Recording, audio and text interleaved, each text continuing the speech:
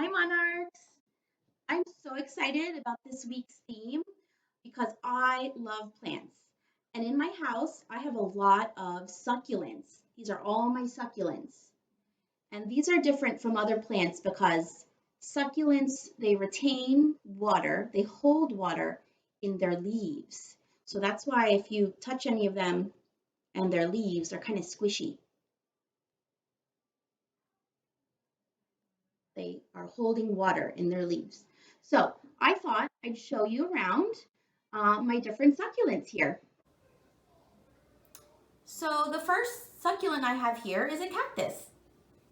And you might know that on a cactus, there are really prickly pieces. So if you see a cactus, you don't want to get up real close to them.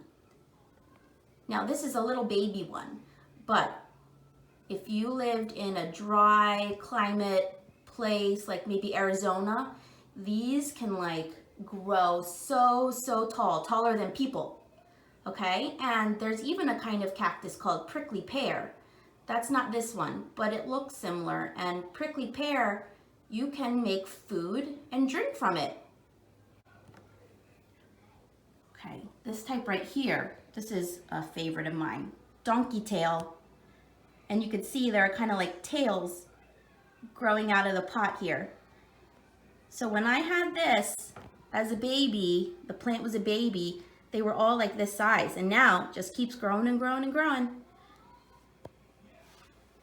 Some succulents have kind of like fuzzy leaves. If I pet this one's kind of rubbery here, but maybe this one. They're a little fuzzier, and they grow nice and tall, just like the cactus.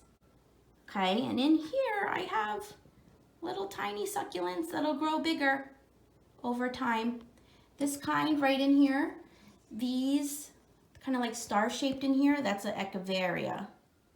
Okay, and I believe these are also similar. They're just a different variety of echeveria. That's what they say. Okay, this is my fairy house, by the way. Fairies visit here at night. Echeveria. And actually this in here, this is a tiny donkey tail. It fell off of my plant and I planted it in here. Here's another kind of succulent that grows tall, and its leaves. This one is more rubbery than fuzzy. Okay, here's the one that's fuzzy. Let's get up close. I don't know the name of this one, but they get a little bit tall too. Okay, and you plant them, they're in a special kind of soil. This is soil just for succulents, so you'll see that it's mixed with other stuff, these like white little balls here. It makes the soil perfect just for succulents. You don't want to water them too much, but just enough, because they do hold water in their leaves. All right, here's another kind. Actually, Teacher Ellen gave me this one. Doing pretty good. All right, these over here are my aloe plants.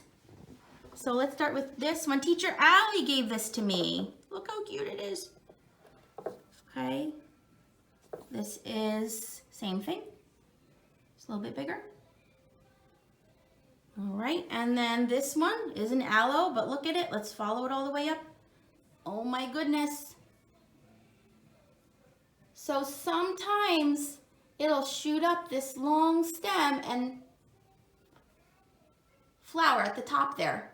Not all the time, but that's really cool about that one. And then this one, let me tell you about this one. Oh my gosh. So this aloe plant is actually not supposed to be that tall. It got this tall because it wasn't getting enough sunlight. And look, I even have to have forks prop it up, because it'll just fall over. But it was living inside my house. Once I took it outside, the bottom started growing just how it's supposed to grow. Like low to the ground here, like that. So I'm kind of waiting for the top to catch up to the bottom. But you can see this is how a baby succulent comes from this aloe plant. It just kind of shoots out from in there. So once this gets bigger, then you could take it off and put it in its own little pot. or you could just leave it.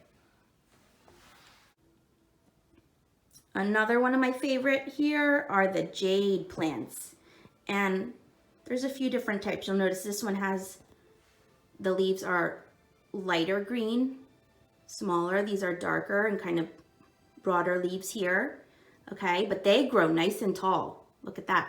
And you see that chopstick I have right there? That's so it doesn't fall over. It supports it. And something really cool about jades is this is how babies come from jades.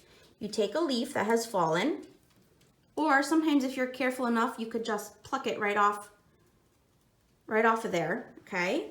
You let it sit on the table for a couple days, and then you move it to some soil. This is the special succulent soil I was telling you about. So you let it sit here for a couple days, just like that, hanging out with everyone else. And then over time, let's see if I can find one. You'll start to see roots coming out. And then if you wait some more time, let's see, here's one. The leaf, look what happened. Got all crispy like, but look what's there on the end, a little baby jade. So now at this point, the baby doesn't need its mama leaf, because look at the leaf, it's all crispy. The water is all gone and it went to the baby jade. So later today, I'm gonna just snap this, pluck it off of this leaf, and then I could probably just plant it right in there. Okay, so jades, I read they can live so long until they become trees. And they're from South Africa, so if you go there and you'll see a jade, it might even look more like a tree because of the climate they have there. So this jade starts to get this tall, and then this is the same jade. I've got a lot of different branches in there. And then I have this one that's even taller, and look, it started to fall over. It's real sturdy though. I just propped it up with some more chopsticks. So that's my indoor succulent garden. Thanks for watching.